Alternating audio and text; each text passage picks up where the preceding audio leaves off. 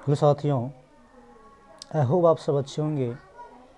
मैं डीके भारती आप सबों को एक्शन सेंस सर्किट चैनल पर तहे दिल से स्वागत करते हैं। आप सबों को इससे पिछले वीडियो में हमने भाज्य और अभाज्य संख्या से संबंधित जो भी रिलेटेड एमसीक्यू बने थे, मल्टीपल चॉइस क्वेश्चन थे, उस सारे का डिस्कशन हमने आपको कर दिए थे और भाज्य अभाज्य संख्या के बारे में भी आपको हम डीपली से नॉलेज दे दिए थे। हर चीज़ वहाँ बता दिए थे आपको। और आज जो यह लेक्चर है बहुत ही मज़ेदार होने वाला है। बहुत सारे बच्चे के मन में यह कन्फ्यूजन रहता है, सर हम तो भाज्य संख्या समझ लिए, अभाज्य संख्या भी समझ लिए, लेकिन यमज अभाज्य संख्या हम नहीं समझ पाते हैं। तो आज बहुत सारे बच्चे के डिमांड को हम पूरा कर रहे हैं और सब आदमी इस चीज़ को ध्यान से समझेंगे। देखिए यहाँ लिखा हुआ है यमज अभाज्य संख्या या जुड़वा अभाज्य संख्या या भाज्य या अभाज्य युग्म संख्या, अभाज्य युग्म संख्या इसको बोलते हैं ट्वाइंस या ट्विन प्राइम नंबर। क्या बोलते हैं? Twin prime number. तो क्या होते हैं ट्विन प्राइम नंबर, समझते हैं ध्यान से। देखिए ट्विंस का मतलब ही होता है जुड़वा। ट्विंस का मतलब क्या होता है? जुड़वा होता है। तो यह आप तभी समझ पाएंगे जब भाज्य अभाज्य को आप अच्छे से पिछले लेक्चर में समझ लिए होंगे। तो चलिए यहाँ लिखे हैं जो वैसी दो अभाज्य संख्या, ध्यान दीजिए, वैसी दो अभाज्य संख्या चाहिए। कितना अभाज्य संख्या चाहिए? दो अभाज्य संख्या चाहिए। तो वैसी दो अभाज्य संख्या जिनके बीच में केवल एक ही भाज्य संख्या हो उसे यमज अभाज्य संख्या कहते हैं। बात समझ रहे हैं ना? तो जैसे देखिए हम एक भाज्य संख्या लिए, एक अभाज्य संख्या लिए 3 और 5, तो 3 और 5 के बीच में 4 देखिए भाज्य संख्या है। अब कितने बच्चे बोलेंगे सर 2 और 3 भी तो है, तो इसके बीच में क्यों ले? भैया इसके बीच में कोई संख्या है जो भाज्य संख्या है? नहीं है, तो इसीलिए यह भाज्य संख्या हम नहीं लिए। बात समझे ना? और 3 और 5 इसलिए लिए क्योंकि इसके बीच में 4 भाज्य संख्या है। बात समझ गए होंगे? तो 3 और 5 के बीच में देखिए 4 की कौन संख्या? भाज्य है, और 3 और 5 दोनों अभाज्य संख्या है। तो हम आपको वही तो बताए हैं जो वैसी दो अभाज्य संख्या जिनके बीच में केवल एक ही भाज्य संख्या हो वही क्या कहलाते हैं? यमज अभाज्य संख्या के जोड़े होते हैं, मतलब यमज अभाज्य संख्या कहलाते हैं। तो 3 और 5 कौन जोड़े हो गए? यमज अभाज्य संख्या हो गए। समझ गए ना? तो यह दोनों एक जोड़ा हो गया। समझ गए बात को? उसी प्रकार देखिए हम 1 से 100 तक लिखे हैं, सब आदमी ध्यान से समझ लेंगे इसको। 5 और 7 के बीच में देखिए 6 है, 11 और 13 के बीच में देखिए 12 है, 17 और 19 के बीच में 18 है, 29 और 31 के बीच में 30 है, 41 और 43 के बीच में 42 है, 59 और 61 के बीच में 62 है, 71 और 73 के बीच में 72 है। बात समझ गए ना? अब ध्यान दीजिए, आपसे बहुत सारे कभी कभी क्वेश्चन ऑब्जेक्टिव यह पूछ देंगे जो 1 से 100 तक में कितने यमज अभाज्य संख्या? तो ध्यान समझिएगा, 1 से 100 तक में देख लीजिए मात्र 8 यमज अभाज्य संख्या के जोड़े हैं। तो 1 जोड़ा हो गया, ये 2 जोड़ा, 3 जोड़ा, 4 जोड़ा, 5 जोड़ा, 6 जोड़ा, 7 जोड़ा, 8 जोड़ा। तो 8 जोड़ा है। इसको हम देखिए आपको पॉइंट बना के लिख दिए हैं, सब आदमी इसको ध्यान से देख लीजिए। 1 से 10 तक केवल 8 यमज अभाज्य संख्या के जोड़े हैं।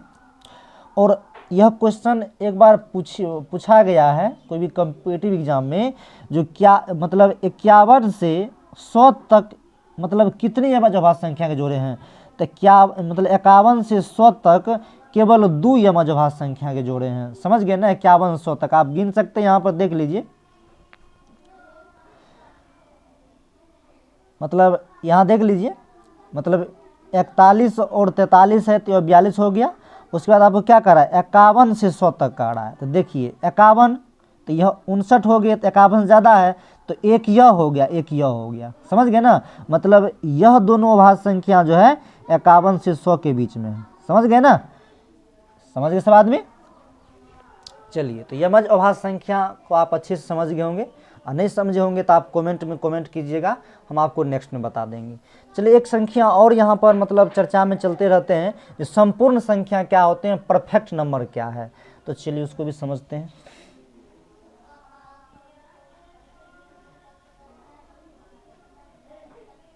चलिए संपूर्ण संख्या परफेक्ट नंबर क्या है, तो समझते हैं।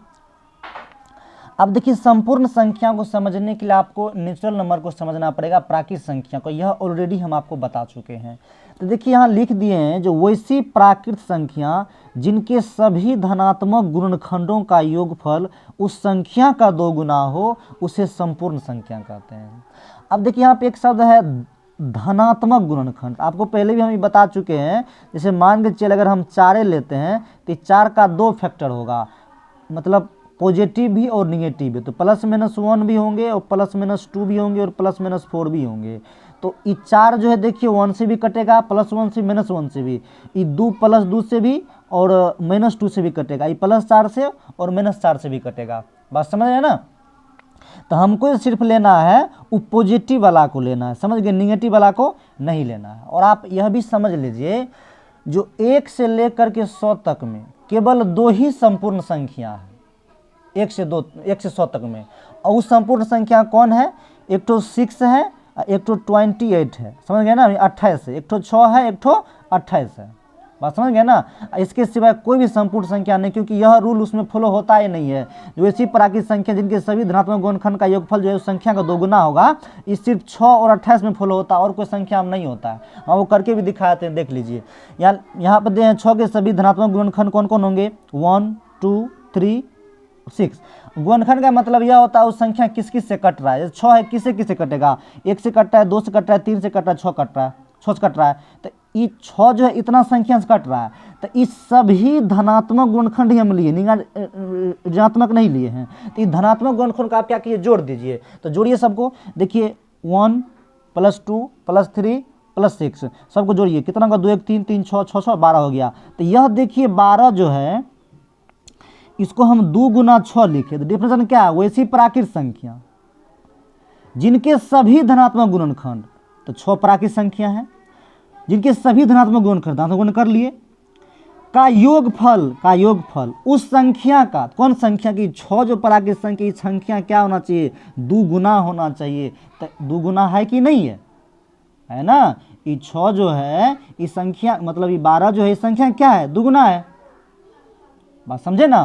तो ये कितना हो गया, 2 गुना, तो इसलिए कौन संख्या हो जाएगा, ये संपूर्ण संख्या होगा। आशा रखते हैं आप लोग समझ गए होंगे। एक संख्या और है, आप लोग ध्यान से देखिए, एक संख्या और है, 28 के सभी धनात्मक गुणनखंड है, देख लीजिए। 1 से कट रहा है 28, 2 से कटेगा, 4 से कटेगा, 7 से कटेगा, 14 से कटेगा और 28 से कटेगा, और किस नहीं कटेगा। तो इस सब को आप जोड़ दीजिए, देखिए 2 +3 +4 +7 +14 +28 सबको जोड़ेगा तो 56 होगा। तो आप देखिए ये 28 जो है, ये 28 देखिए 2 गुना है कि नहीं, बात समझ गए ना। तो 2 गुना हो गया, इसीलिए यह कौन संख्या हो गए, यह संपूर्ण संख्या हो गए। बात समझ गए ना। तो कभी कभी आपसे एक क्वेश्चन अगर पूछ दे, जे 1 से 100 तक में, याद रखिएगा 1 से लेकर के 100 तक में कितने संपूर्ण संख्या है, तो आप याद रखिएगा सिर्फ 2 संपूर्ण संख्या है। वो 2 संपूर्ण संख्या कौन कौन है, एक 6 है और एक 28 है, समझ गए ना। तो 1 से 100 तक में 2 ही एक ऐसा संपूर्ण संख्या है जिसका नाम 6 और 28 है। आपके सर और समय फॉलो नहीं होगा, तो कभी नहीं होगा, आप ये कर लीजिए। मान चलिए आप 4 लीजिए और 4 का सभी गुणनखंड आप कीजिए, तो कौन कौन किसे किसे कटेगा, 1 से कटेगा, 2 से कटेगा, 4 से कटेगा। आप सबको जोड़िए, 1 +2 +4 सबको जोड़ दीजिए, तो 4 2 6 1 7। आप देखिए क्या है, 2 गुना हो रहा है संख्या का, इसको 2 गुना 4 के 4 2 8 हो जाएगी, 7 है यहाँ पर। बात समझे ना, मतलब सबको जोड़े तो कितना हो गया, 7 हो गया। इसको हम 2 गुना कते लिखेंगे, 4, इस संख्या का 2 गुना होना चाहिए ना। तो आप देखिए यहाँ पे 4 कर 4 2 8 होता है, जबकि हमको यहाँ 7 ही चाहिए। नहीं समझे बात को। आप और कोई संख्या ले लीजिए, मान चलिए आप यहाँ पर हम ले लेते हैं, मान चलिए मतलब यहाँ पर हम 12 लेते हैं, 12 लेते हैं। बताइए संख्या किसे किसे कटेगा, 1 से कटेगा, 2 से कटेगा, उसके बाद 3 से कटेगा, 4 से कटेगा, उसके बाद 6 से कटेगा, उसके बाद 12 से कटेगा, और किसी तरह नहीं कटेगा। आप सबको जोड़िए, 1 + 2 + 3 + 4 + 6 + 12, सबको जोड़िए, कितना हो जाएगा? 2 2 4 हो जाएगा, 4 3 7, 7 4 11, और 11 किस में 16 17 हो जाएगा, 17 12 जोड़ दीजिए, तो 17 और 12 को जोड़ दीजिए, तो 7 8 9 होगा, 1 1 2 29 हो जाएगा। अब बताइए, तो इसको हम लिखेंगे तो कितना हो जाएगा? 2 गुना, मान के चलिए यहाँ पर अगर हम 12 देते हैं तो 12 दूना कितना होता है? 12 दूना 24 ही होता है, और जबकि यहाँ पर कितना है? 29 है। समझ गए ना? तो आप करके देख लीजिएगा, सिर्फ 6 और 88 आपको मिलेंगे 1 से 100 तक में। समझ गए ना? तो यही दोनों कौन संख्या है? संपूर्ण संख्या। 1 से 100 के बीच में सिर्फ 6 और 28 है, याद रखिएगा। समझ गए? तो इतना सा बात में समझ गए हैं तो वीडियो को शेयर कीजिए, लाइक कीजिए, और अच्छे लगे तो अपने दोस्तों के साथ भी शेयर कीजिए। जो भी त्रुटि है क्षमा कीजिए। ओके, धन्यवाद।